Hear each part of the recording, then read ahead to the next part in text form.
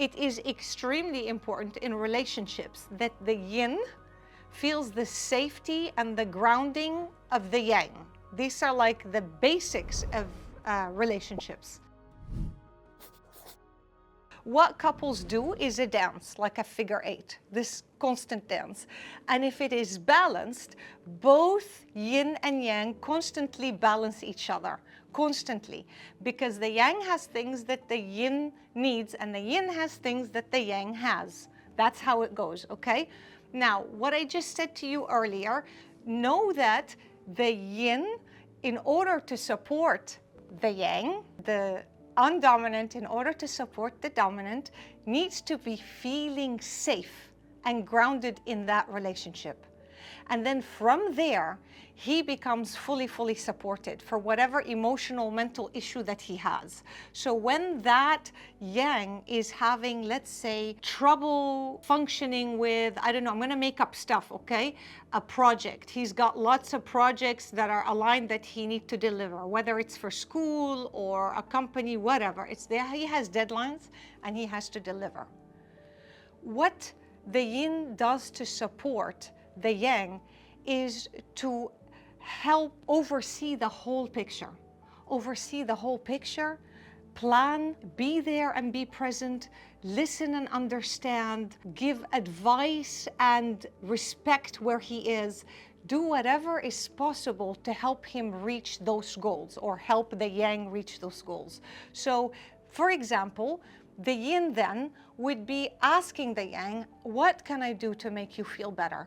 What can happen that I can actually bring down your stress? I hear you, you listen, you understand, you support. If he says, I need this or that, he or she says, I need this or that, you are there to really make that person feel heard and to reflect what they are saying. So you can say, I hear you said this, this, and that. And I think you can find the answers. Do you think this might work? Or do you think that can work? So you facilitate the situation. You become this wave that balances his or her energies in that situation. It's quite complicated, but it is, like I said, a rhythm between the two. Vice versa, if I flip it, right? Assume that the yin has, again, projects, whatever they are, school, work, whatever, same thing, right? Often what happens with the yin, because the yin is not as extrovert as the yang, the yin falls much different or shatters much different. So there's a lot of emotional reaction. There's a lot of emotions. There's a lot of talking. There's a lot of explosions. So emotionally, it's the yin is always more charged, okay? He or she that is a yin is usually more charged emotionally, like a tantrum, an explosion. And what the yin usually needs is not to be fixed, but to be loved. Okay, so not to be fixed, but to be loved, because that emotional explosion that happens, actually the fact that the yin has so many emotions and can explode in so many different ways and is so sensitive and internal rather than external, these are the qualities that the yang needs when the yang is dealing with an issue. So I don't know if this is clear to you or not, because I'm trying to squeeze something that I would teach in 2 weeks in a question on a webinar.